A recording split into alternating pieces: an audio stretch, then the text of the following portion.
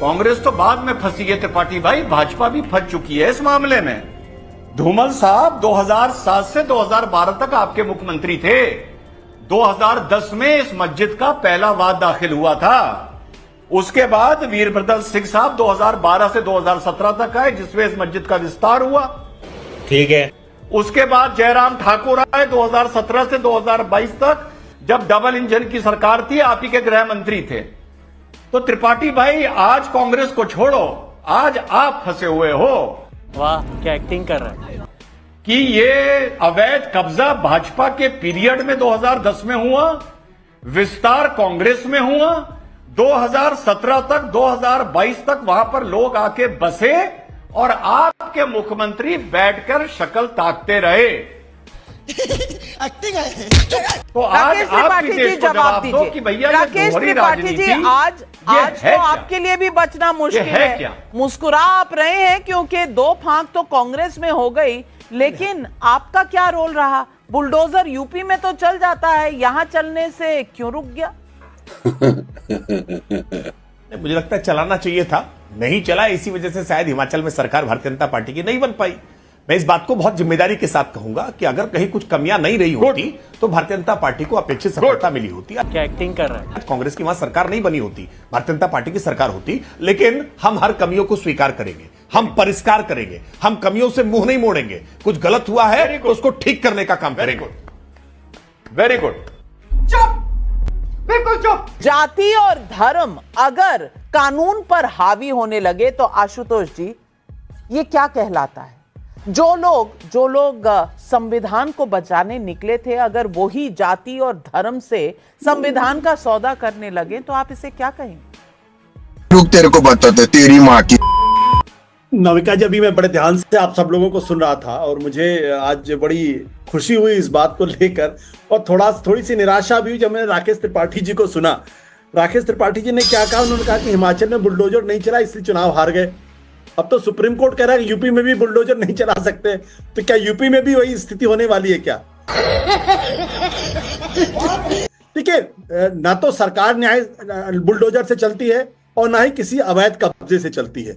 अगर वो अवैध कब्जा अगर कांग्रेस पार्टी की जमाने में है तो उसको गिरना चाहिए, चाहे वो मंदिर हो चाहे मस्जिद हो।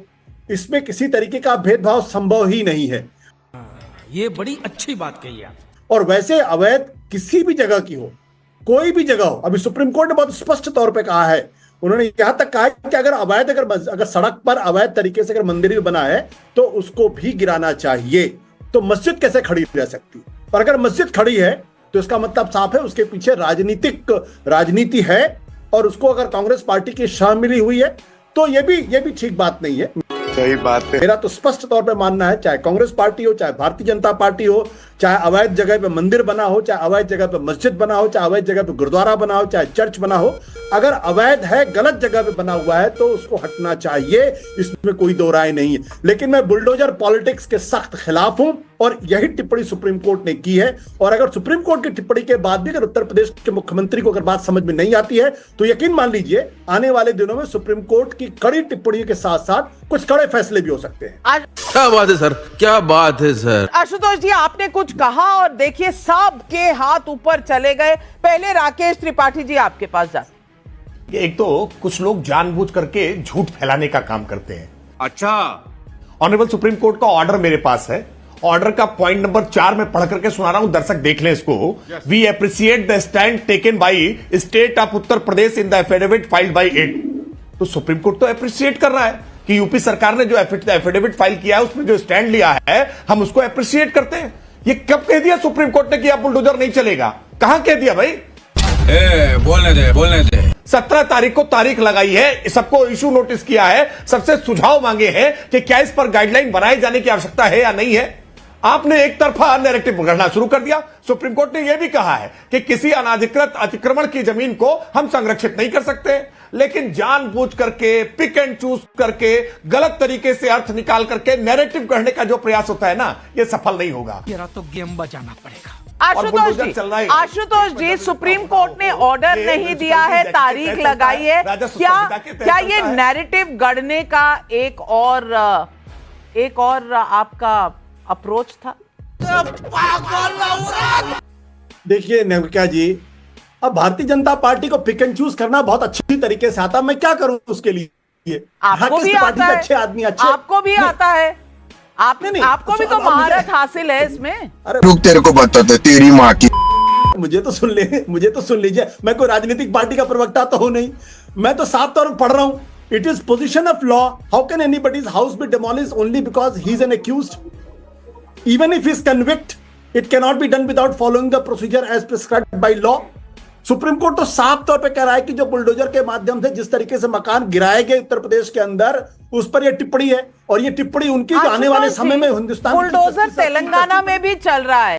हम मालूम है तेरे बाप को मत सिखा, चल। तेलंगाना में बुलडोजर चल रहा वो भी गलत है, और राजस्थान में चला वो भी गलत है, उत्तर प्रदेश में चला वो भी गलत है। उत्तर प्रदेश का नाम जल्दी बोल देते हैं, राजस्थान और तेलंगाना का बुलवाना पड़ता है, लेकिन रिजवान साहब जवाब देना चाहते हैं। रिजवान साहब बोल बोल। बिल्कुल सही कहा त्रिपाठी भाई ने कि नैरेटिव गलत सेट कर रहे हैं। हाई कोर्ट का ऑर्डर पढ़ा नहीं है। हाई कोर्ट ने स्पष्ट कहा है कि हम अवैध ढांचों की बात नहीं कर रहे हैं, पहली चीज। और दूसरी चीज, अगर किसी अपराधी का मकान गिराया गया तो क्या आशुतोष जी को यह मालूम है कि वो वैध था, उसका नक्शा पास था, वो किसी नजुल की जमीन पर नहीं बना था? ये उनको मालूम है? जितने भी उत्तर प्रदेश में केस हुए, जवाब है नहीं मालूम है। क्योंकि ये मान लेते हैं नाविका कि अगर किसी अपराधी का मकान गिर रहा है तो वो बिल्कुल वैध होगा, नक्शा पास होगा। और बतौर अधिवक्ता इन्हें एक बात बता दूं कि अगर आपकी कृषि की जमीन है, कृषि की आपकी, खसरा खतौनी आपके नाम है, और उस पर आप अगर मकान बनाते हैं बिना अनुमति के, तो वो भी अवैध होता है। तीसरी बात का जवाब दे दूं, जो मुंह से सुपारी निकाल के बात कर रहे बाबा, इसके मुंह में पैदाशी सुपारी है। उत्तर प्रदेश में लखनऊ में पानी फेंकने की घटना हुई थी, वो मेरे घर से 1 किलोमीटर दूर हुई थी। जब योगी आदित्यनाथ जी ने 2 आदमियों का नाम लिया था, उस टाइम मात्र 3 लोग पकड़े गए थे, बाकी अज्ञात थे। उसके तीसरे, चौथे, 5वें, 7वें दिन 18 लोग पकड़े गए। ये भी फैक्ट ठीक कर लीजिए। और योगी जी ने ये नहीं कहा था नाविका कि क्योंकि ये मुसलमान और यादव थे इसलिए ये अपराध कर रहे थे। उन्होंने सिर्फ नाम लिया था। लेकिन इनकाउंटर के केस में अखिलेश यादव ने स्पष्ट कहा है कि इनकाउंटर जाति देख के हुआ है। अखिलेश यादव का बयान और योगी जी का बयान बिल्कुल आपस में तारिक खान जवाब दीजिए, तारिक खान जवाब दीजिए। अभी मजा आएगा ना भिड़ो। क्योंकि अखिलेश यादव जी जब बात करते हैं मंगेश यादव की, तो उन सारे लोगों का क्या जिनके एनकाउंटर हुए थे और वो दूसरी जातियों से थे, उनके लिए तो कोई ट्वीट नहीं आया, उनके लिए कोई बयान नहीं आया, उनका कोई दर्द भी नहीं हुआ। बताता हूं मैम, कितनी बचकानी बात की गई। अभी वीडियो पब्लिक डोमेन में आ गया था। अच्छा, ब्लर हो गई आंखें, सारे लोग नहीं दिखे वीडियो में जो पानी फेंक रहे थे। उसमें सिर्फ 2 खास लोग दिखे, बाकी लोग ब्लर हो गए, दिखाई नहीं दे रहे थे। अरे देवा, ये गड़बड़े बाबा। वीडियो आपका यार नहीं होता आदमी। मैं आपके बीच में नहीं बोला था, मैं आपके बीच में नहीं बोला था डॉक्टर साहब। वीडियो आ गया तो क्या? मैं आपके बीच में नहीं बोला था, मैं आपके बीच में नहीं बोला था, मैं आपके बीच में नहीं बोला, बीच में ना बोल था, मैं आपके बीच में नहीं बोला था। चुप रहिए। रिजवान भाई तारिक खान को बोल लेने दीजिए, काउंटर का समय दूंगी। लेकिन तारिक खान साहब, वीडियो में लोगों के माथों पर नाम नहीं लिखा होता, यही बात वो कहना चाह रहे हैं, लेकिन आप अपनी बात खत्म करिए। तुम्हारा बाप बेवकूफ। अरे मेरे भाई नेशनल टेलीविजन पर संयम रखिए। हिमाचल में भी रखिए, यहाँ टेलीविजन पर भी रखिए, उत्तर प्रदेश में भी रखिए। संयम से ही देश आगे बढ़ेगा। आगे स्वाद। लेकिन तारिक खान भाई, आप जो कह रहे हैं वो बात सही है, वीडियो में बहुत लोग दिख रहे थे, लेकिन आइडेंटिफाई जब तक ना हो, लोगों के माथे पे उनका नाम तो नहीं लिखा होता ना। Let me say something ma'am. तो chief minister should have waited for it. उन्हें इंतजार करना चाहिए। इतनी जल्दी थी कि सुबह ही चले गए, लो 2 लोगों का नाम दे दो, ये कैसी बात हुई? सवाल कई आ रहे हैं लेकिन जवाब एक भी नहीं। चुप साली, बकवास करती है हरामखोर, चीर के रख दूंगा।